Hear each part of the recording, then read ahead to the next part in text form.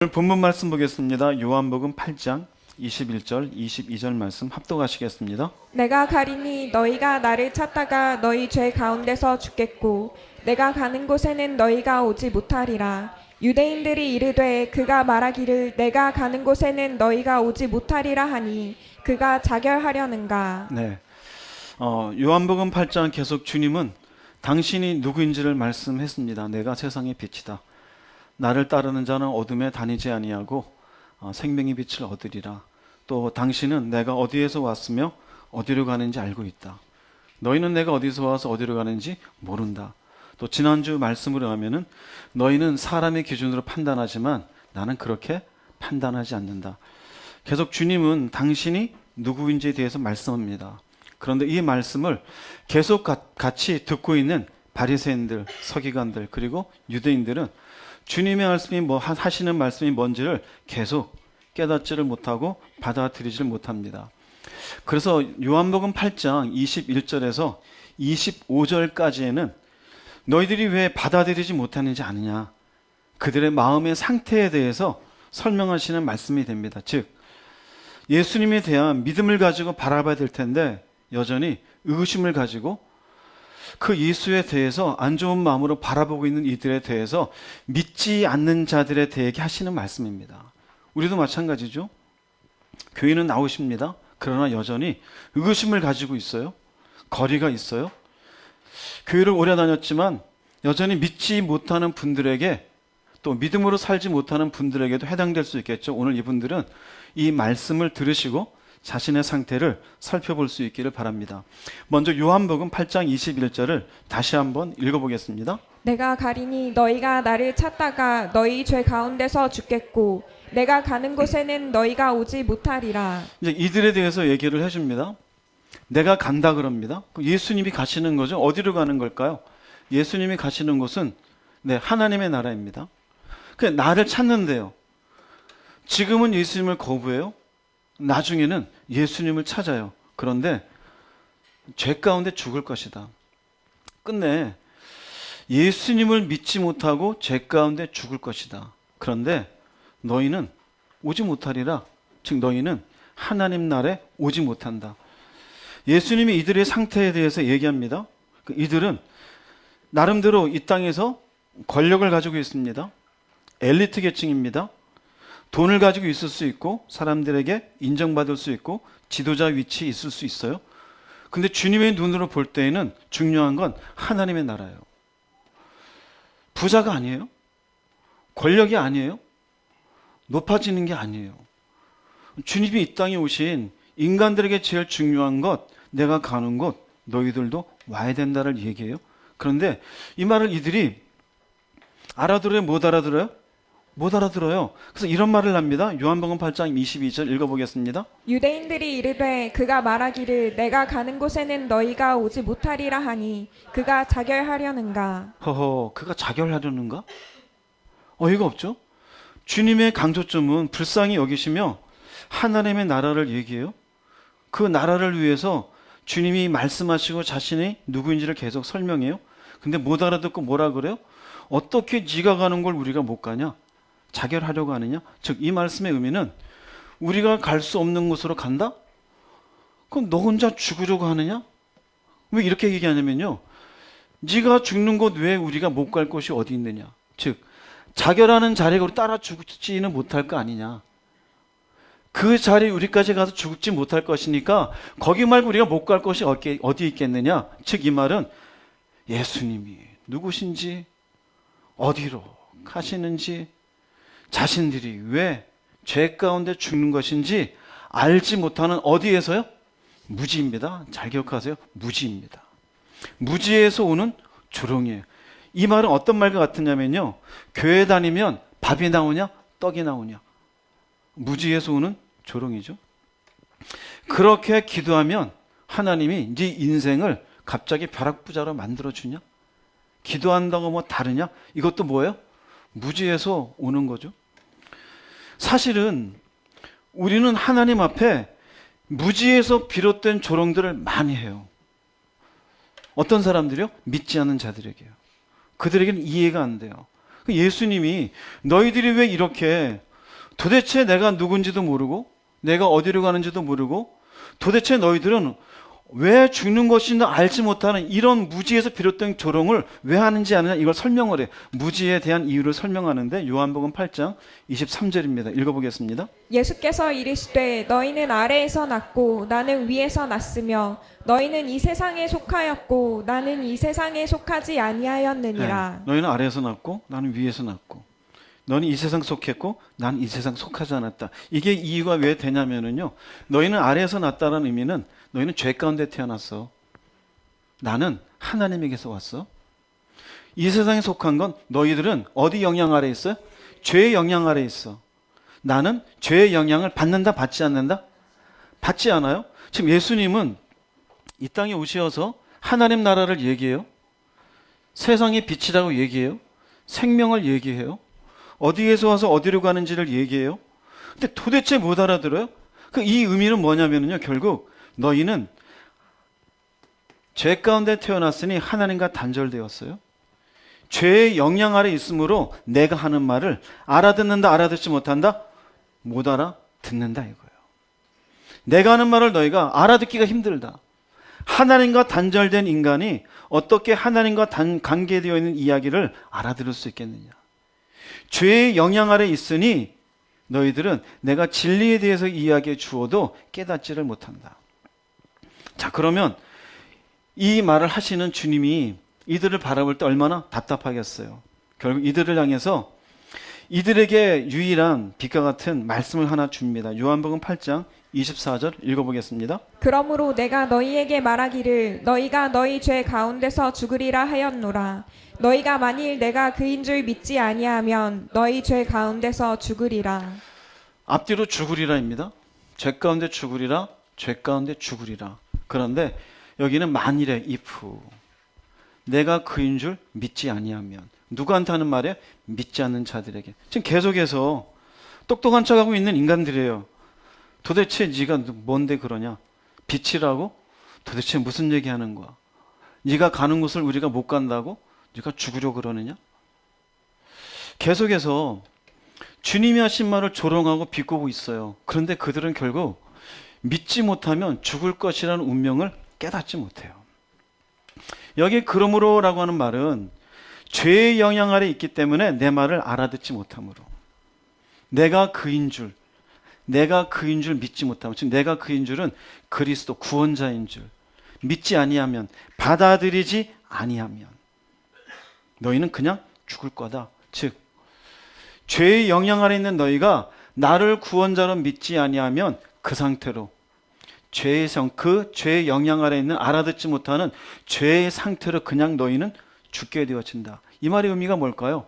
너희들은 결국 내가 가는 곳에 오지 못한다. 자, 요한복음 8장 21절에 24절까지 주님의 말씀을 보세요.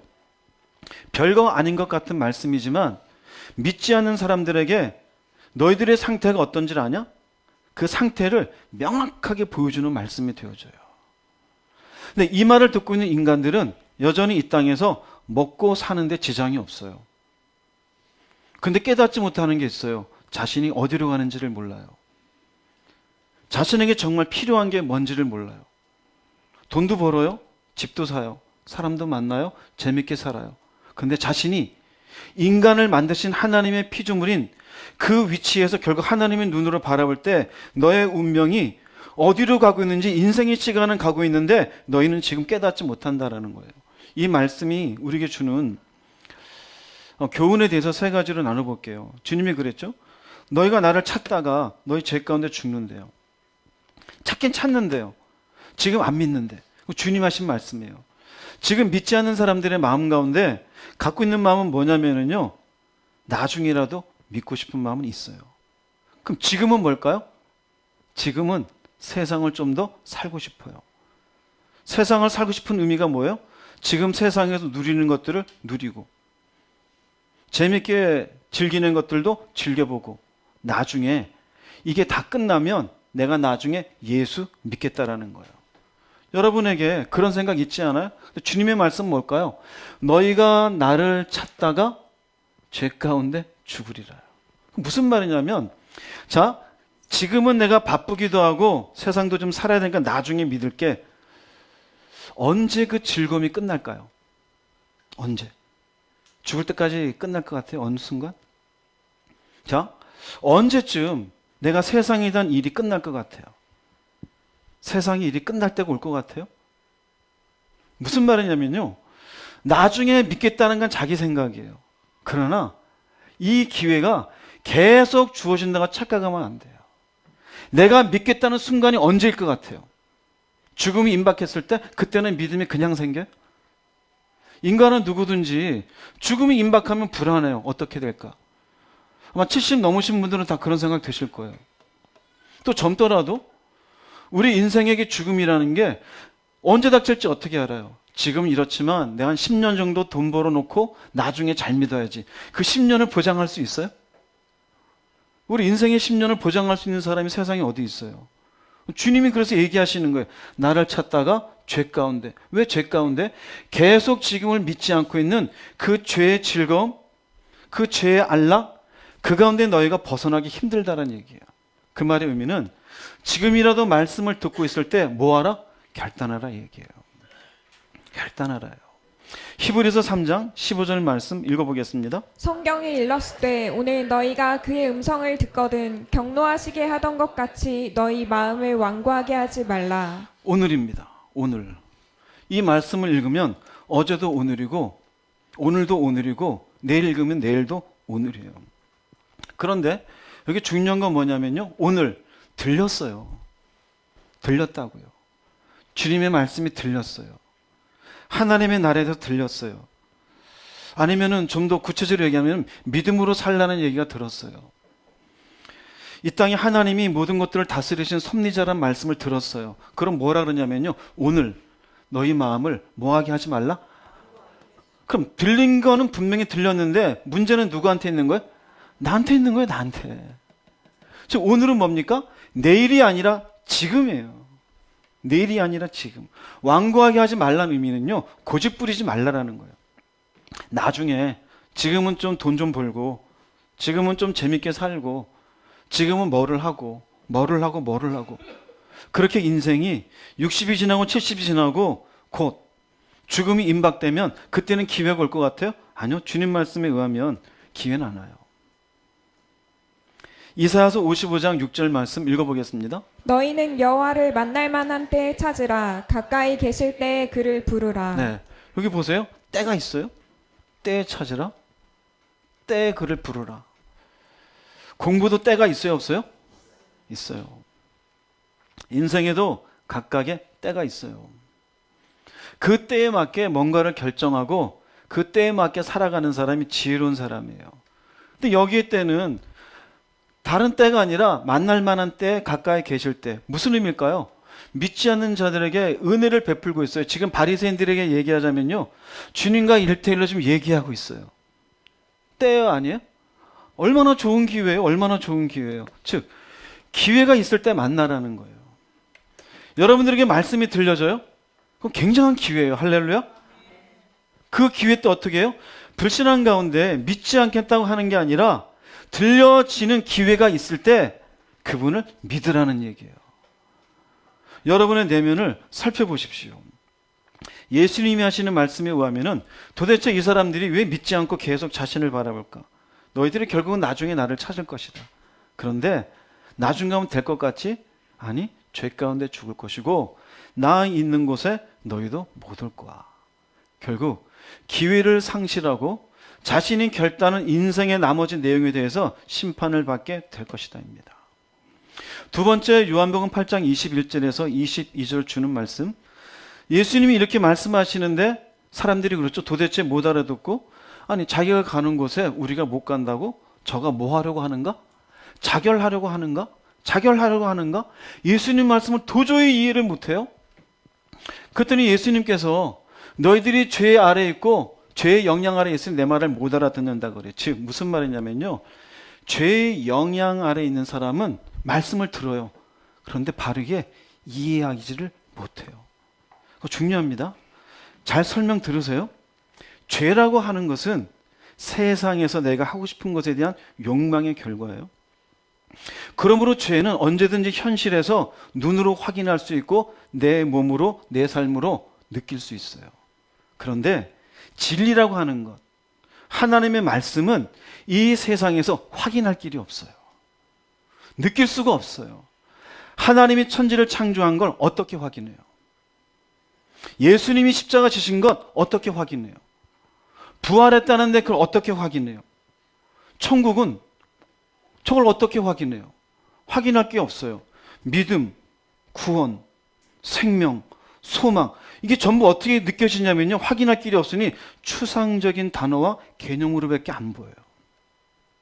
재밌는 건 아예 믿지 않는 사람도 그렇지만 처음에 믿음이 있다가 죄의 영향 아래 죄의 결정을 하고 죄 가운데 이 땅에 눈에 보이는 현실적인 것들을 확인하며 느끼고 있는 그 믿었다는 사람도 이 아래 들어가기 시작하면요, 말씀이 들어오지 않아요. 구원이 두리뭉실해져요. 처음엔 선명했는데. 하나님의 나라도요, 은혜 받았을 때에는 선명했는데 어느 날 두리뭉실해져요. 왜 그럴까요? 내가 느낄 수 있고 확인할 수 있는 죄의 영향 아래 내 마음이 더 가했기 때문에. 진리가 주는 하나님의 나라에 대해서는 여전히, 과거엔 그랬는데 지금은 물속에 있으면 바깥의 소리가 웅얼웅얼밖에 안 들리죠. 웅얼웅얼로밖에 안 들려요. 결국 죄의 영향이 있으면요, 자신의 수준에서 이해하려고 해요. 그래서 이 사람들은 못 믿겠다가 돼요. 못 믿겠다. 그러면 죄의 영향 아래서 자신의 수준에서 있던 사람이 보이지 않는 영역에 진리의 영역으로 어떻게 이 생각과 마음이 영역을 확장할 수 있을까요? 인간은 불가능해요. 자신의 이해를 뛰어넘는 것은 우리는 뭐라고 말하냐면, 따라서 하세요. 믿음. 믿음의 영역으로 끌어가 주시는 분이 성령님이십니다.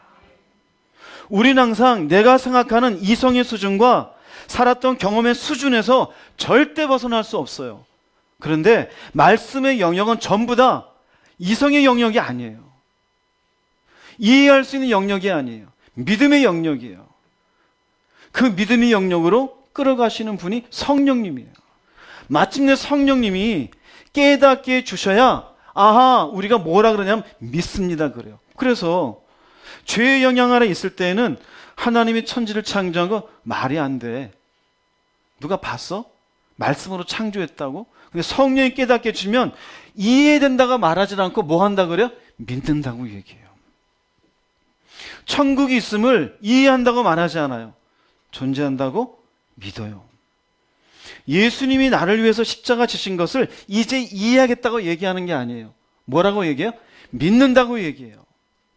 하나님이 우리의 삶의 모든 것들을 주관하는 것을 이해한다고 얘기하지 않아요. 주관하시는 분임을 뭐 하는 거예요? 믿는 거예요. 그 믿음의 영역으로 끌어가 주시며 확장시켜 주시는 분이 누구라고요? 성령님이셔요. 성령님이셔요.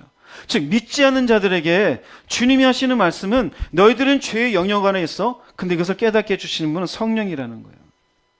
고린도전서 2장 13절 말씀 읽어보겠습니다. 우리가 이것을 말하거니와 사람의 지혜가 가르친 말로 아니하고 오직 성령께서 가르치신 것으로 하니 영적인 일은 영적인 것으로 분별하느니라. 고린도전서 1장과 2장 12절까지 앞에 나오는 쭉 말씀하는 핵심은 이것은 예수 그리스도의 십자가입니다.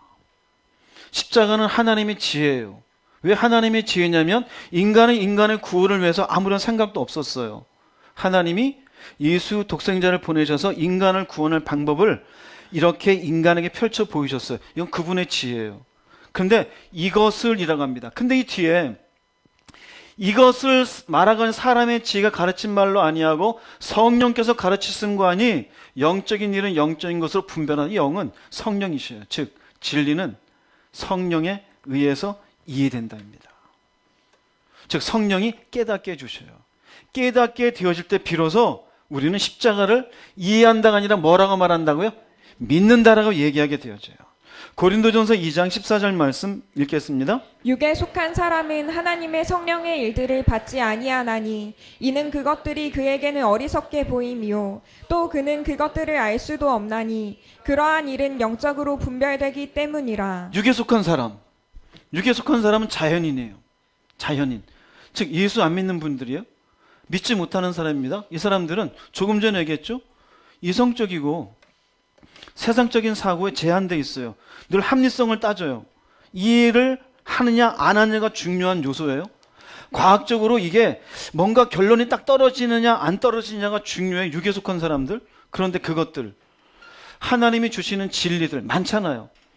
믿음, 소망, 사랑, 섭리, 거룩, 십자가, 이걸 어떻게 이 사람들이 이해할 수 있겠어요? 그래서 어리석게 보여요. 아니 도대체 우리 죄를 위해서 죽었다는데 그걸 도대체 어떻게 받아들여?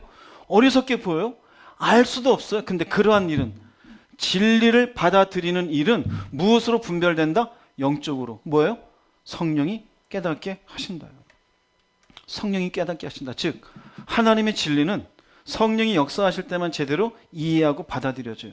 즉 하나님의 진리라는 의미는 이건 우리의 이성의 영역이 아니라 믿음의 영역을 얘기하는 거예요. 죄의 영향 아래에 있는 인간들은 늘 눈으로 확인하고 싶어요. 느끼고 싶어요. 우린 그래서 여기서 한 단계 넘어가야 돼요. 근데 한 단계 믿음의 영역으로 가려면은 성령이 역사하셔야 돼요. 근데 죄의 영향 아래 내 마음이 빼앗겨 있으면 갈 수 있을까 없을까요? 없어요. 근데 또 하나 중요한 건 이런 생각 가질 수 있어요. 나한테는 성령이 역사 안 하셨나 보지. 과연 그럴까요? 성령님이 여러분 지금 예배다 같이 드려요. 누군가에게는 성령님이 믿음의 영역으로 깨닫게 하시도록 이끌어 가시고 누군가에게는 아무런 간섭도 안 하시고 내버려 두시는 걸까요? 아니요, 그렇지 않아요. 그분은 그렇다 그러면 그분은 공의로우신 하나님도 아니고 사랑의 하나님도 아니에요. 하나님은 동일하게 성령으로 역사하신 줄 깨달으시기 바랍니다. 문제는 뭐냐면요. 하나님은 성령을 통해서 깨닫게 하셔요. 그런데 말씀을 받아들이는 뭐가 중요해요? 굉장히 중요합니다. 여러분 가운데 내가 믿음 있는 사람이 되기를 원하시는 분 계시면 아멘 해보세요. 그 다음 제가 두 가지 얘기할 텐데요. 요 두 가지만 있으면 이성의 영역에서 믿음의 영역으로 옮겨질 거예요. 그동안 이 두 가지가 여러분에게 없어서 그래요. 할렐루야? 잘 들으세요. 하나는 뭐냐면요. 성령이 말씀을 통해서 우리에게 죄나 어둠을 지적해요. 그런데 그때 거부하지 않는 자세가 필요해요. 말씀은 빛이에요. 그 말씀이 우리에게 어떻게 지적하냐면요. 너 잘못된 인생이야. 너 왜 욕심 부리고 네 이익을 위해서 그렇게 탐하는 인생을 살아. 말씀이 찔러요. 근데 거부한다는 의미는 나만 그러고 사나? 다 그러고 살지. 거짓말하지 말라가 있어요. 거짓말하지 말라. 그럼 받아들인다는 의미는 그래 내가 거짓말을 많이 하는 사람이구나. 근데 받아들이지 않는 거? 거짓말 다 그러고 살지. 개인주의적이고 이기적이고 자기중심적이에요. 근데 성경에는 하나님이 창조주이시고 그분이 주인이시고 섭리자이셔요. 너는 그렇게 살면 안 돼. 피조물인데. 맞아. 내가 주인 되었구나. 거부하지 않대 돼요. 근데 거부하는 건 뭐예요? 그럼 내 인생은 내 건데 내 편한 대로 사는 거지. 왜 말씀은 자꾸 내 마음대로 살지 말라고 하지? 이게 뭘까요? 거부하는 자세요. 그러면은요, 성령이 빛으로 죄나 어둠을 비춰 주어도요, 내 속에 믿음의 영역으로 나아가지가 않아요.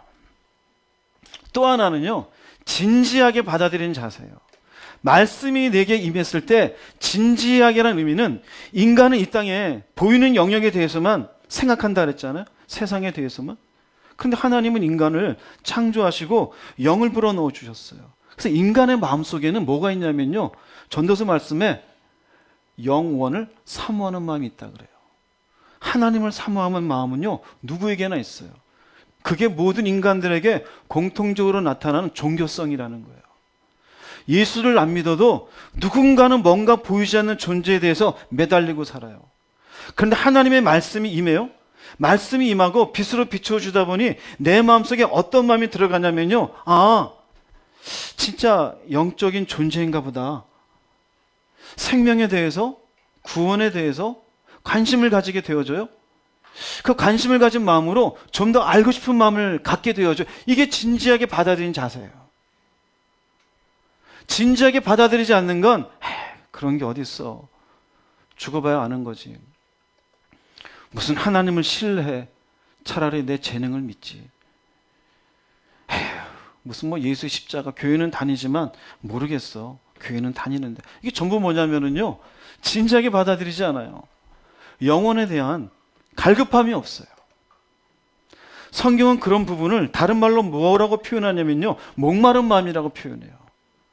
주님이 마태복음 5장에서는요, 그런 마음을 심령이 가난하다고 얘기해요. 심령이 가난한 자가 복이 있다는 얘기는 주님이 말씀을 줄 때 자신의 영혼에 대해서 갈급한 마음으로, 내가 이때까지 이해하지 못하는 그 믿음의 영역에 대해서 저도 알기를 원합니다. 은혜 베풀어 주세요. 나에게도 한번 그 은혜의 믿음을 깨닫기를 바랍니다. 생명이 뭔지, 구원이 뭔지, 나중에 천국에 가는 게 무엇인지, 믿음으로 사는 게 무엇인지 자신의 영혼에 대한 갈급함으로 말씀에 대해서 귀를 열려고 할 때 성령께서 여러분에게 역사해 주십니다. 할렐루야. 이게 중요한 거예요. 예수님과 얘기하고 있는 바리새인들 보세요. 예수님이 아무리 얘기해 주어도 그들은요, 죄를 드러내고 어둠을 드러내어도 거부하고 있어요. 주님께서 내가 가는 곳에 너희가 오지 못하리라 그래도 그게 뭔 소리인지, 네가 죽으려고 그러느냐, 진지하게 받아들인 것도 아무것도 없어요. 그러니 그들이 말씀을 받아들일 수 있어요, 없어요? 없어요. 주님이 얘기할 때 성령이 함께 일하시지 않았을까요? 근데 왜 그들은 못 받아들여요? 태도가 잘못돼서 그래요. 교회를 같이 다녔는데 왜 나는 믿음이 생기지 않고 저 사람 믿음 생기냐? 태도가 잘못돼서 그래요. 거부하고 있어요. 뭔가 말씀에 대한 진지함이 없어요. 영혼에 대한 갈급함이 없어요. 그러면 내 안에 믿음의 영역으로 나아가지가 않습니다. 주님이 주시는 말씀입니다. 믿지 않는 자들에게 주시는. 세 번째 우리에게 주시는 말씀은 주님이 이야기하셨죠. 8장 24절에 너희가 만일 내가 그인 줄 믿지 아니하면, 내가 그인 줄 믿지 아니하면 너희 죄 가운데 죽으리라. 그러니까 주님께서는 지금 바리새인들, 유대인들과 대화하면서 강조하는 부분이 뭐라 그랬어요? 강조하는 부분이 하나님의 나라예요. 지금 굉장히 어렵습니까? 제가 최대한 쉽게 설명드리려고 하는데 하나님의 나라입니다. 할렐루야. 근데 우리의 관심은 어디에 있어요? 돈 버는 데 있잖아요. 인생 편한데. 주님이 왜 우리에게 이렇게 관심을 보이실까? 하나님 나라를. 인간의 운명을 아시니까요. 우리가 죽고 나면 우리 모른다 그래요. 하나님은 아셔요. 집이 중요한 게 아니었고, 물질을 많이 쌓아놓는 게 중요한 게 아니었고, 오래 사는 게 중요한 게 아니었어요. 그런데 그 본질적인 부분을 깨닫지 못하면 너는 그냥 죄 가운데 죽으리라. 무슨 말이에요? 믿지 않으면 하나님 나라에 갈 수 없다요. 하나님 나라에 갈 수 없다. 그 믿지 않으면 하나님 나라에 갈 수 없다. 이 말씀이 우리에게 중요한 건 예수 안 믿으면 죄 문제는 해결되지 않아요. 죄 문제가 해결되지 않으면 하나님 나라에 갈 수 없어요. 죄 문제가 해결돼야 돼요. 자, 그러면 우리에게 중요한 인생이 이렇게 수고와 슬픔 속에 있어요. 이유는 죄 때문이었어요. 그 죄의 문제를 해결하기 위해서 예수님 오셨어요. 해결되면 뭐가 되는데요? 이제는 가자. 아버지가 계신 곳에. 너는 원래 거기 있어야 될 존재야. 눈이 열려야 돼요.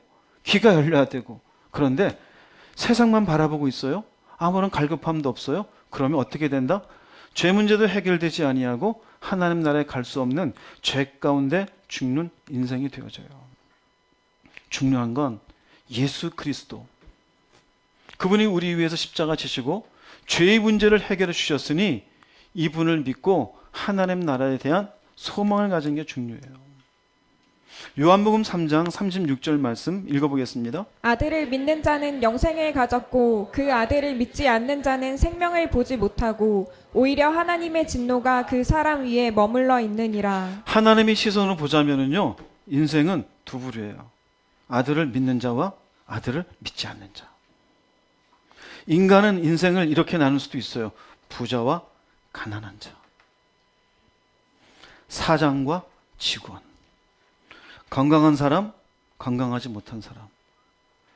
굉장히 차이가 있죠. 우리가 가난할지라도, 건강하지 못하더라도 좋은 대학을 다니지 못했어도 하나님의 시선에는 딱 두 가지예요. 아들을 믿는 자와 아들을 믿지 않는 자. 여러분은 어디에 속하세요? 아들을 믿는 자는 영생이 있어요. 믿지 않는 자는 생명을 보지 못해요. 뭐가 중요합니까? 자존심이 중요합니까? 얼마를 더 쌓아놔야 만족을 할까요? 어디까지 올라가야 인생이 이제는 하나님을 바라볼 수 있을까요? 사실은 끝이 없어요. 10억을 가져도 끝이 없고 100억을 가져도 끝이 없어요. 70년을 살아도 짧은 것 같고 1000년을 살아도 짧은 것 같아요. 그런데 하나님 안에서 아들을 믿어 영생을 가진 자는 그 삶의 성공자가 되어져요. 창조주가 원하신 성공자는 아들을 믿고 영생을 가지는 자예요. 사도행전 4장 12절 말씀 읽어보겠습니다. 다른 이로서는 구원을 받을 수 없나니 천하 사람 중에 구원을 받을 만한 다른 이름을 우리에게 주신 일이 없음이라. 인간에게 중요한 건 구원이에요. 왜 구원일까요? 인간은 결국 죽는 건 정해졌잖아요. 그 후에는 뭐가 있다고요? 심판이 있잖아요. 심판에서 하나는 천국으로 하나는 지옥으로 나뉘어져요. 인간의 운명이에요. 구원이 뭘까요? 죄 때문에 지옥 가는데 천국으로 옮겨져요. 그게 구원이에요. 근데 구원을 받을 수 있는 건 오직 예수님밖에 없어요. 왜 그럴까요? 그분이 뭐해서요? 예수님만이 인간의 죄 문제를 해결하셨기 때문에 그래요. 할렐루야? 그래서 마음에도 필요 없고요. 무속에서 뭔가 쳐다보고 보이지 않는 신에서 뭘 빌고 그것도 의미 없어요. 부처가 우리 죄를 위해서 죽었습니까? 아니요, 그렇지도 않아요. 오직 예수밖에 없어요. 히브리서 12장 14절 말씀 읽어보겠습니다. 거룩해지지 않고서는 아무도 주님을 보지 못할 것입니다. 거룩해진다. 즉 죄사함을 통해 없는 거룩함이 없이는 하나님 앞에 나아갈 수가 없어요. 그래서 예수님 하신 말씀이 내가 그인 줄 너희가 믿지 않으면 그냥 죄 가운데 죽을 것이다. 즉 하나님을 보지 못할 것이다. 바리새인들에게 하신 말씀이에요. 내가 왜 이 땅에 왔는지, 무엇을 위해서 왔는지, 내가 너희들에게 가기를 원하는 것이 무엇인지 알기를 바란다. 그런데 지금처럼 계속 믿지 못하면 하나님 나라에 들어갈 수 없다입니다. 여러분은 어떠세요? 믿음이 있습니까? 자, 이 정도 이렇게 쭉 얘기해 주었으면 우리도 좀 믿음에 대해서 도전을 받아야 되지 않을까요? 그런데 참 희한하죠? 인간은 닥치기 전까지는 깨닫지 못하는 것 같아요. 사람들도 보면은 경험주의자들이 있어요. 맛봐야 알겠다고. 내가 살아봐야 알겠다고. 죽음에 대해서도 맛봐야 알아야 되겠습니까? 죽음은 맛보는 순간 끝입니다. 이 가운데 경험주의자들 많아요. 그분들 예수 믿기 참 힘든 분들이에요. 늘 인생을 확인하고 싶으니까요. 그런데 믿음의 영역은 확인이 안 돼요. 확인이 안 돼요. 보이지 않는데 믿고 가는 거예요.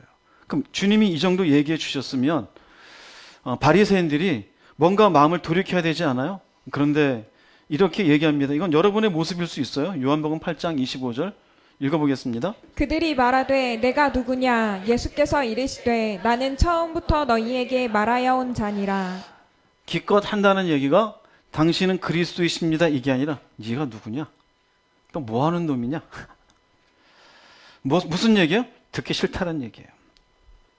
죄를 지적하는 것도 싫고 네가 가는 곳에 우리가 못 간다 그러는 그런 어리석은 얘기도 듣기 싫고 뭐 죄 가운데 죽을 거라 그러느니 네가 무슨 죄를 언급할 만한 자격이 있는지도 모르겠고 전부 왜 그래요?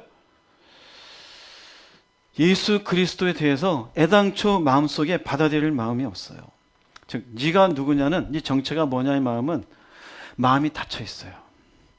영적 무지를 드러내. 마음이 닫혔다입니다. 마음이 닫혔어요. 계속 거부하고 있어요. 영혼에 대한 사모함은 아무것도 없어요. 두 가지가 있어야 된다 그랬죠? 없어요. 여러분 어떠세요? 마음이 열려 있습니까? 안 열리면요 여기 구경꾼 돼요. 구경꾼으로 오셔도 돼요. 그러나 주님이 하신 말씀처럼 여러분은 죄 가운데 죽을 거예요. 일정한 인생 시간 지난 뒤에 예수 나중에 한 10년 놀다가 믿어야지 안 믿어져요. 지금도 안 믿어지는데 어떻게 믿어져요? 믿어질 수가 없어요. 자, 근데 주님 하신 말씀은 나는 처음부터 너희에게 말해왔대요. 처음부터는 공생의 시작부터예요. 말해왔다는 내가 계속 내가 생명의 떡이야. 내가 세상의 빛이야. 아버지께로부터 보냄받았어. 나는 하늘에서 내려온 자야. 즉 내가 누구인지 수십 번 얘기했는데 너희가 듣지 않고 깨닫지 못하고 있을 뿐이다 이거예요. 자, 이 말씀이 우리에게 주는 교훈 한번 생각해 봅시다. 이 말씀이 예수님에 대한 말씀이 우리에게 부족할까요? 교회 10년 다니면 예수님에 대해서 얼마나 많이 들었을까요? 교회 10년 다니면 하나님의 섭리하시는 것, 창조에 대해서 믿음으로 사는 것, 하다못해 하나님을 사랑하고 이웃을 사랑하는 것, 물질을 사랑하지 말라라는 것 얼마나 많이 들었어요? 얼마나 많이? 근데 우리는 뭐라고 생각해요? 말씀이 충분치 않다 생각해요. 아니요. 믿지 않는 사람은요, 몰라서가 아니에요. 믿지 않기로 뭐 한 거예요? 예, 결정한 거예요, 사실은. 결정한 거예요. 자, 조금 전에 여러분들이 드렸던 말씀 한번 상기해 드릴게요. 하나님의 성령은 공의로우시고 사랑으로 우리에게 동일하게 빛으로 비춰주셔요. 이성의 영역, 세상의 현상만 따지고 있는 인간들에게 믿음의 영역으로 끌어주시는 분이에요. 그러려면 두 가지가 필요하다 그랬죠. 하나는 뭐하는 태도? 거부하지 않는 태도. 그런데 이 사람들은 자, 말씀이 충분히 주어졌어요. 즉 성령이 역사해 주었어도 불구하고 영적인 무지 속에 있는 사람들은 결국 뭐하는 사람들이에요? 거부하는 사람들이에요. 왜 거부할까요? 요한복음 3장 19절에 나와요. 요한복음 3장 19절 읽어보겠습니다. 빛이 세상에 왔으되 사람들이 자기 행위가 악함으로 빛보다 어둠을 더 사랑한 것이니라. 이게 이유예요. 빛은 진리의 빛이에요. 성령이 깨닫게 해주시는 빛이에요. 그런데 뭐라 그래요? 빛보다 어둠을 더 사랑했다 그러죠? 무슨 말일까요? 성령님이 깨닫게 주어도 어둠의 자리를 뭐 하기 싫어요? 떠나기 싫어서 거부하는 거예요. 그 어둠의 자리는 뭘까요? 죄의 자리예요. 죄의 자리는 욕심이 잉태되어 죄를 낳잖아요. 욕심이 잉태되어 죄를 낳아요. 내 욕심이 결국 가지게 되어진 현실적인 느낌이 있어요. 죄는 항상 맛이 있어요. 아담과 하와가 선악과를 따먹을 때 탐스러운 맛이 있어요. 지혜로운 탐 막 요거 먹었으면 모든 죄가 그래. 거짓말도 맛이 있어요. 육체의 정욕 맛이 있어요. 안목의 정욕 소유하는 것 맛이 있어요. 이성의 자랑 다 맛이 있어요. 그런데 진리로 깨닫게 해주면 어둠의 자리를 떠나야 돼요? 안 떠나야 돼요? 그 맛을 놓기가 싫은 거예요. 돈 맛을 놓기 싫어요. 자존심의 맛을 놓기 싫어요. 권력의 맛을 놓기 싫어요. 내 마음대로 살고 싶은 개인주의적인 맛을 놓기 싫어요. 정욕의 맛을 놓기 싫어요. 탐심의 마음을 놓기 싫어요. 내가 높아지고 싶은 성취의 맛을 놓기가 싫어요. 어떻게 될까요? 깨닫게 주는데 거부하는 거예요. 성경은 말씀하고 있어요. 그런데 자기는 뭐라고 포장해요? 왜 나한테는 말씀을 부족합니까? 은혜 주세요 그래요. 아니요, 은혜를요 1000년 주어도요 이 사람은요 그냥 이 자리에 있어요. 여전히 자기 중심적으로 감정에 사로잡히고 누구보다도 높아지고 싶어서 그 자리를 탐하게 되어지고 정욕에 사로잡혀서 정욕 가운데 시간을 보내고 그리고는 은혜를 더 달라 그래요. 더 달라 그러는 게 아니에요. 자기가 떠나기 싫은 거예요. 성경 얘기하죠. 주님이 하신 말씀이에요. 은혜가 부족한 게 아니에요. 은혜는 어디까지냐면요. 빛이 세상에 왔어요. 행위를 비춰주었어요. 여기까지가 은혜예요. 하나님이 아담과에게 은혜를 주신 것은 태초에 인간으로 만드시고 선악과를 만들어 주시고 그리고 이들로 하여금 완벽하게 이걸 다스릴 수 있는 자유를 주신 뒤에 여기까지가 은혜예요. 그 뒤에는 선악과 먹고 안 먹고 누구의 선택이에요? 인간의 선택이에요. 근데 우리는 뭐라 그래요? 믿음 없는 걸? 하나님 왜 나한테 믿음 안 줘요? 그래요. 믿음 안 준 거 아니에요. 잘 살펴보세요. 계속 이루고 싶잖아요. 육체의 정욕, 안목의 정욕, 이생의 자리. 더 가지고 싶고, 더 편하고 싶고, 더 재밌고 싶고, 남들보다 높은 자리에 있고 싶고. 이것 때문에 결국 말씀이 충분히 주어졌어도 예수가 누구인지를, 하늘이 무엇인지, 생명이 무엇인지 가물가물해져요. 또 하나가 있었죠. 두 번째 태도는 내 마음에 어떤 마음이 있어야 된다고요? 예, 진지한 마음이죠.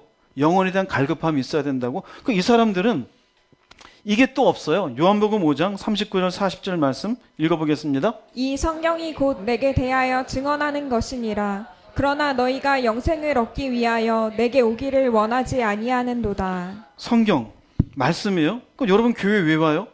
말씀을 통해서 우리가 뭔지를 알려주죠. 그럼 성경에 대해서 우리가 성경을 알게 되는 것은 이런 겁니다. 쉽게 말씀드리면 내가 죄인임을 드러내요. 너는 죄인이다. 태어나길 그렇게 태어났다. 예수님이 죄를 위해 오신 구세주임을 알려주어요. 이것뿐입니까? 성경은 인생의 전부가 아니라고 얘기해 주어요. 영원한 생명이 있음을 알려주어요. 자, 성경이 곧 내게 대해 증언하는 것이니라. 그러나가 있어요. 그러나 뭐가 없어요? 영생을 얻기 위한 게 없어요. 영생을 얻기 위한 게 없어요. 즉, 그러나 영혼에 대한 갈급함이 없으면 주님께 오기를 뭐한다? 거부해. 즉, 거부한다는 의미는 받아들이질 않아요. 진리의 말씀을. 생명 좋다고요. 그럼 생명을 얻기 위해서 자기를 부인하고 자기 십자가를 지고 따라오래. 아유, 싫어. 생명을 얻기 위해서 이웃을 사랑하래요. 아유, 싫어. 나도 살기 바쁜데 언제 사랑해주고 있어. 생명을 얻기 위해서 하나님을 신뢰하래요. 보이지도 않는데 어떻게 믿어. 아유, 그냥 내 생각대로 살 거야. 그건 뭘까요? 그냥 거부하는 거예요, 결국. 왜 그래요? 영혼에 대한 갈급함이 없어요. 주님이 하신 말씀이에요. 교회에 와요. 영생을 얻기 위해서 오는 게 아니에요. 여기 와서 적당한 종교성을 채우기 위해서. 교회 와서 사람들하고 어느 정도 친교를 유지하기 위해서. 교회에 나와서 자기 양심을 덜기 위해서. 심지어는 교회 와서 부자 되려고. 교회 와서 내일이 잘 되려고. 그러니 간혹 이렇게 성도들의 고백을 들어보면 하나님께 기도하는 가운데 그분이 함께 하셔서 정말 내 마음에 은혜가 충만했습니다. 이런 분도 있어요. 어떤 분은 아우 하나님이 요새 뭐 제 일에 막 그냥 쏟아 부어 주네요. 자, 그럼 두 사람 차이가 있어요. 첫 번째 사람은 자신의 영혼에 대한 갈급함이 채워지는 기쁨이 있어요. 두 번째 사람은 교회는 왔는데 영생을 얻기가 아니라 그냥 내일이나 잘 되기 위해서 왔어요. 여러분 어느 쪽이세요? 그분의 말씀이 부족합니까? 지금 예수님과 대화하고 있는 바리새인을 보세요. 말씀이 부족합니까? 주님이 그들을 설득하기 위해서 얼마나 많이 수고하고 있습니까? 그런데 결국 영생을 얻기 위한 갈급함이 없어요. 그래서 주님이 사람들을 모아놓고 공생에 처음 설교하실 때 첫 마디가 뭐였냐면요. 심령이 가난한 자가 복이 있어요. 심령이 가난하지 않으면 말씀 절대로 안 들어가요. 그 말의 의미는 성령이 깨닫게 주어도 영혼에 대한 갈급함이 없으니 머리엔 있어요. 그러니 이런 분들은 10년, 20년 지나고 나서 말씀에 있는 건 다 이해해요. 오병이어 기가 막히게 알아요. 여리고 성이 어떻게 무너졌는지 알아요. 아, 창세기 첫날 뭐 만들었고 둘째 날 뭐 만들었고 인간은 6째 만들었고 아 7째 쉬셨구나 설명도 다 하고 설교도 할 수 있어요. 그런데 가슴이 없어요. 들었으니까 머리엔 있어요. 가슴으로 오는 건 성령이 믿음의 영역으로 끌어주시는 거예요. 근데 믿음으로 영역 끌어주려면 갈급함이 있어야 되는데 갈급함이 없어요. 지금 예수님 앞에 있는 바리새인들도 갈급함이 하나도 없어요. 여러분은 어떠세요? 주의 말씀에 대한 진지함이 있습니까? 하나님의 영으로 비추어지는 진리 앞에 그대로고 죄와 어둠의 자리에 비춰주면 내가 이런 인간입니다라고 하는 하나님 앞에 그대로 받아들인 마음이 있습니까? 그러면 성령이 반드시 역사한다니까요. 많지가 않아요. 근데 의외로 인간은 자기가 갖고 있는 지식과 경험과 이해로 하나님 말씀을 자꾸 재단하려고 하고 판단하려고. 왜냐하면 떠나기 싫어서요. 어둠의 자리를 양보하고 싶지가 않아요. 또 하나는 갈급함이 없어요. 이 육신의 인생에 대해서나 뭔가 도움받았으면 좋겠대요. 그거 버리지 않는 이상 여러분들은 영적인 무지 속에 계속 있게 될 겁니다. 이렇게 갈급함이 없는 사람이 죄사함에 대해서 관심이 있을까요? 없어요. 생명에 대해서 관심이 있을까요? 없어요. 은혜 받았다가 죄의 영향 가운데 떨어진 사람도 처음에는 갈급함이 있다 없어져요. 죄사함의 은혜가 점점 무디어져요. 하늘에 대한 소망도 점점점 무디어져요. 하나님을 신뢰하는 것도 점점점 없어져요. 참 동일합니다. 우리가 예수를 믿으면서 꾸준하게 가져야 될 마음은 바로 하나님의 말씀이 내게 뭔가를 비출 때 예, 나는 그런 죄인입니다 라고 하는 정직과 솔직함이에요. 또 하나는 영혼에 대한 갈급한 마음, 가난한 심령이에요. 은혜를 사모하고 생명을 사모하고 하늘을 사모하는 심령이에요. 지금 예수님 앞에 나온 사람들 보십시오. 예수님 대답해요. 난 처음부터 말해온 자니라. 너희들에게 말씀이 더 이상 부족한 게 아니다. 이런 사람들에겐 천년을 얘기해도 그 자리입니다. 여러분은 그렇지 않기를 바랍니다. 이 두 가지 마음을 꼭 가지세요. 어둠의 자리에 있기를 그저 내 고집대로 내 하고 싶은 대로 살고 싶은 그 자리에 처퍼덕 주저앉아 있지 않은지, 영혼에 대한 사모함은 나한테 있는지 없는지 살펴보십시오. 반드시 두 가지를 채우셔서 말씀이 여러분 속에 믿음의 영역으로 다가오게 되어지는 모두가 되기를 주의 이름으로 축복합니다. 두 번째로 이 말씀에서 알 수 있는 것은요, 신앙의 핵심은 예수님이 누구신가입니다. 지금 사람들이 묻습니다. 네가 도대체 누구냐? 모른다는 얘기예요. 근데 이 사람들은 율법자들입니다. 하나님을 아는 사람입니다. 메시아가 이 땅에 온다는 약속을 듣고 그 약속을 기다리는 사람입니다. 11조도 알고 십계명도 알고 하나님 앞에 그분이 무슨 일을 했는지 다 알고 있어요. 근데 막상 하나님이 메시아를 보냈는데 메시아를 못 알아봐요. 우리가 그래요? 교회 나왔어요? 예수님 얘기 들었어요? 십자가 얘기 들었어요? 죄사함 얘기 들었어요? 심판 얘기 들었어요? 생명 얘기 들었어요? 근데 가장 핵심은 뭐냐면 예수가 누구인지를 몰라요. 물론 입으로는 얘기해요. 우리 죄를 위해서 죽으신 그리스도. 막상 자기는 껍벅껍벅 잘 모르겠는데, 여러분 이 질문에 대한 태도가요, 생명과 죽음으로 나누어져요. 굉장히 중요해요. 교회 안에 제가 목회를 해보면은요, 거의 60% 70%는요 예수님이 누구신가에 대해서 포장하고 있어요. 몰라요. 머리가 아니라 가슴을 얘기하는 겁니다. 근데 사실 이 예수님이 누구신가가 중요한 걸 언급하신 분은 예수님이셔요. 예수님이 사람들에게 복음을 전하시다가 제자들에게 어느 날 물어봐요. 야, 사람들이 나를 누구라고 하더냐? 제자들이 얘기합니다. 어떤 사람은 세례 요한이라고요, 어떤 사람은 엘리야라고요, 어떤 사람은 선지자 중에 하나라고 합니다. 예수님이 그 소리를 듣고서 제자들을 쳐다봅니다. 니들은 나를 누구라고 생각하느냐? 주님은 자신이 누구인지를 이 제자들의 입을 통해서 증명받고 싶고 듣기를 원했어요. 아무도 대답하지 못하겠는데 베드로가 기가 막힌 대답을 하죠. 16장 16절 읽어보겠습니다. 시몬 베드로가 대답하여 이르되 주는 그리스도시요 살아계신 하나님의 아들이시니이다. 그리스도이십니다. 구원자이십니다. 하나님의 아들이십니다. 지금도 살아계신 예수님 뭐라 그래요? 야, 네가 복되도다 그래요. 돈 갖고 와서 복되도다가 아니에요. 주님에 대한 올바른 고백을 주님이 기뻐하셔. 그럼 우리도 똑같아요. 여러분 개인적으로 예수가 누구예요?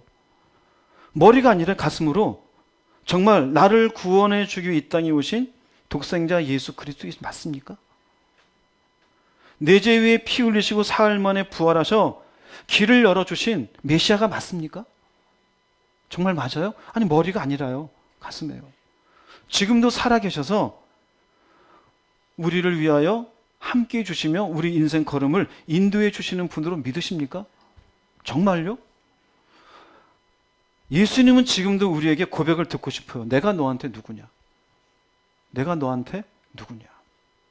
여러분에게 예수가 누구입니까? 예수님이 이제 십자가 지셨어요. 그런데 십자가 지실 때 십자가 처형을 이 모든 걸 책임지고 담당한 사람이 있어요. 백부장이에요. 백부장이 모든 빌라도의 선언이 끝나고 오는 과정 속에 이 예수님이 그 사이에 있는 모든 행적을 다 인도했어요.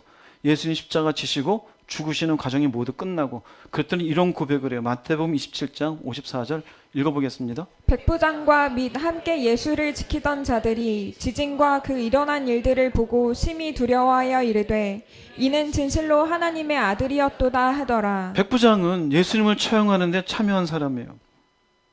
근데 마침내 자기 입으로 그래요. 심히 두려워하여. 이게 뭘까요? 실제 계시는 하나님으로 경험한 거예요. 그냥 막연한 개념이 아니라 실제 지금 존재하는 하나님의 아들이구나. 우리가 이걸 모르고 하나님의 아들을 십자가에 죽인 거구나. 이건 개인의 고백이에요. 진실로 하나님의 아들이었도다. 예수가 누구인지 명확하죠? 명확하죠? 그럼 여러분은 어떠세요? 예수님이 누구입니까?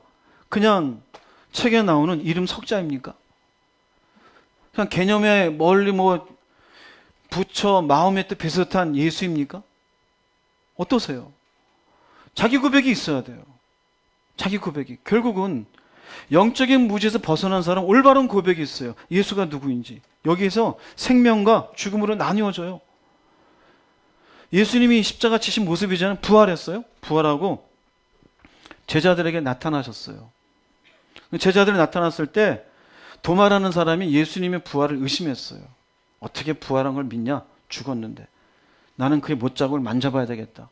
창자국을 만져봐야 되겠다. 그렇지 않으면 못 믿겠다. 그런데 예수님이 제자들이 모이는데 떡 나타나셨어요. 그런 첫 마디가 도마, 너 의심했지? 일로 와. 내 창자국 만져봐. 내 여기에 못자국 만져봐. 그랬더니 도마가 마침내 여기 이렇게 고백해요. 20장 요한복음 20장 28절 읽어보겠습니다. 도마가 대답하여 이르되 나의 주님이시요 나의 하나님이시니이다. 나의가 나와요. 나의. 이 무슨 말일까요? 이전엔 이런 고백이 없었다. 주님을 따라다녔어도. 이제는 나의 주님, 나의 하나님이요. 이건 굉장한 얘기입니다. 나의 하나님. 유대인의 입장에서는 하나님의 유일신이에요. 지금도 이스라엘의 유대인들은 예수님을 하나님을 안 믿어요. 근데 이 예수님을 하나님이라고 하나님이 인간대에 오신 분으로 인정하는 거예요. 자기 고백이에요. 자기 고백. 그럼 여러분 개인적으로 예수가 누구예요? 그런 고백이 있습니까? 이 고백이 중요한 건 이 고백을 통하여 우리 모든 신앙이 여기서 파생되어지는 진리의 영역에 대해서 하나님이 이끄시는 대로 믿음을 가지고 받아들일 수 있어요. 여기에 대한 올바른 고백이 있을 때 내 삶에 문제가 있고 어려움이 있어도 주님의 십자가 지신 그 주님을 생각하며 내 삶에 적용할 수 있어요. 때로는 인내하며, 때로는 참아내며, 때로는 누군가를 사랑하며, 때로는 내 인생이 단축되어지는 순교의 자리에서도 그 순교의 자리를 받아들이며. 무엇 때문에요? 예수가 누구인지에 대한 올바른 고백 때문에요. 그래서 바울 사도는 이런 고백을 해요. 갈라디아서 6장 14절 말씀 읽어보겠습니다. 나에게는 우리 주 예수 그리스도의 십자가 외에는 결코 자랑할 것이 없습니다. 이 십자가를 통해서 세상이 나에 대하여 죽었고 나도 세상에 대해서 죽었습니다. 네, 바울은 말합니다. 십자가 외에 자랑할 게 없대요. 그냥 머리에서 하는 말이 아니잖아요. 그렇죠? 여러분에게는 어때요? 십자가가 인생의 첫 번째입니까? 예수가? 자, 예수님 하신 말씀을 생각해 보세요. 오셔가지고 하신 말씀은 나는 간다. 근데 너희들 찾다가 나 못 찾을 거야. 나 가는 곳에 못 올 거야. 가는 곳이 어디에? 하나님 나라예요. 뭔 소리냐? 저자가 도대체 어디로 가는데 우리가 못 찾겠다 그러냐? 자기를 하려느냐? 예수님이 그들의 무지를 얘기해요. 너희들은 이 땅에서 났고 나는 하늘에서 왔고 너희는 세상에 속하고 나는 하늘에 속했다. 그러니 기껏 한다는 소리가 네가 누구냐 했어요. 자, 하나님 주님께서 강조하시는 부분을 보세요. 결국 땅입니까? 하늘입니까? 하늘이에요. 자, 믿음 없는 사람들의 강조는 땅입니까? 하늘입니까? 하늘이에요. 아, 땅이에요. 땅이에요. 땅이에요. 여러분 자신 보세요. 왜 믿음 없이 살까요? 땅이에요. 땅의 영역에서 하늘로 올라가는 건 성령의 역사가 있어야 돼요. 지난주에도 말씀드렸어요. 우리의 사람의 기준에서 하나님의 기준, 진리로 영역 바꿔주는 건 성령이시라고. 성령이 사용하는 도구가 뭐라 그랬어요? 말씀이에요. 그래서 말씀이 기록되어 있는 거예요. 왜요? 반드시 우리를 어디에 가게 하기 위해서요? 천국 가게 하기 위해서요. 여러분의 인생 목표가 무엇입니까? 어디까지 올라가야 되고 얼마를 모아야 돼요? 얼마나 더 재밌게 인생을 살아야 돼요? 인생이 천년만년 지속됩니까? 교회를 30년 다니고 50년 다녔는데 여러분에게 예수는 누구입니까? 남이 얘기하는 예수가 아니라 나의 예수는 누구입니까? 글자에 있는 개념입니까? 진짜 내 죄 위에서 십자가 지신 그 아픔을 경험한 그 아픔에 동참해 봤습니까? 그렇게도 가기를 원하시는 그 하나님의 나라, 그 천국이 여러분에겐 개념입니까? 실제 존재하는 곳입니까? 죽음이 두려우니까 막연하게 그래 대신 천국이나 가자로 위로받고 있는 거 아닙니까? 여러분은 누구입니까? 예수가 누구인지 분명히 고백한 사람은요, 나는 세상에서 죽었다. 세상으로 나이들 죽었다. 즉 세상이 왜 나와요? 죄와 관계되어 있기 때문에요. 죄의 지배 아래 있는 인간은 진리의 영역을 이해할 수 없어요. 죄의 영향 아래 그 욕심을 충족시키게 살아가는 인생은 진리 가운데 살아갈 수가 없어요. 그래서 바울은 얘기하는 거예요. 나는 죄에 대해서 죽었다. 그리고 나는 오직 예수 그리스도의 십자가를 통해서 열어준 저 하나님의 나라에 당도하기를 바란다. 예수님이 바리새인들하고 대화하면서 강조했던 내용과 정확하게 일치하는 거예요. 물론 이런 얘기 듣고 그럼 뭐 공부도 하지 말고 돈도 벌지 말고 일도 하지 말라는 건가? 아니에요. 열심히 공부하세요. 최선을 다해서 일을 하세요. 우리도 이 땅의 삶이 필요하니까요. 돈 버는 게 왜 나쁜 겁니까? 아니요. 그런 가운데 내가 살아가야 될 삶의 방향은 놓지 말라는 얘기예요. 어디로 가는지. 예수를 믿었으니 이 믿음이 도대체 올바른 것인지, 사람들에게는 좋아 보이지만 내가 과연 바른 믿음이 있는 사람인 것인지 살펴보라는 얘기예요. 혹시나도 바리새인들처럼 영적인 무지 가운데 세월만 보내고 있지 않은지 살펴보라는 것입니다. 여러분의 내면을 살피셔서 영적인 무지에서 벗어나기를 주의 이름으로 축복합니다. 결론을 내리겠습니다. 요한복음 20장 31절 말씀 읽어보겠습니다. 오직 이것을 기록함은 너희로 예수께서 하나님의 아들 그리스도이심을 믿게 하려 함이요 또 너희로 믿고 그 이름을 힘입어 생명을 얻게 하려 함이니라. 오직 이것을 기록하면 얼마나 힘들겠어요. 요한복음 기록하기 위해서. 부자 되라 그랬어요? 오래 살라 그랬어요? 하나님의 시선은 이게 중요했어요. 예수가 왜 오셨는데요? 생명을 위해서요. 어떻게 얻어요? 믿어야 돼요. 여러분, 예수 믿으세요. 생명을 얻으세요. 개념 속으로만 갖고 계지 마세요. 주의 말씀이 임할 때, 그 말씀이 나한테 찔림을 줄 때 거절하지 마세요. 영혼에 대한 사모함 좀 가지세요. 영혼에 대한 사모함. 그 사모함이 있을 때 도대체 내가 어떻게 해야 생명에 이룰 수 있을까? 믿음을 가질 수 있을까? 나도 남들처럼 어떻게 다른 사람들을 이해하고 포용하며 살 수 있을까? 이 욕망인 자리에서 어떻게 떠나갈 수 있을까? 가난한 마음 좀 가지세요. 그럴 때 이 말씀이 여러분들에게 능력 있는 말씀으로 마침내 성령이 역사하여 믿음의 자리로 이끌어 주실 겁니다. 그 믿음의 자리에서 살아가는 인생의 어느 날 생명을 얻게 되어지는 복된 인생이 될 줄로 믿습니다. 기도하시겠습니다.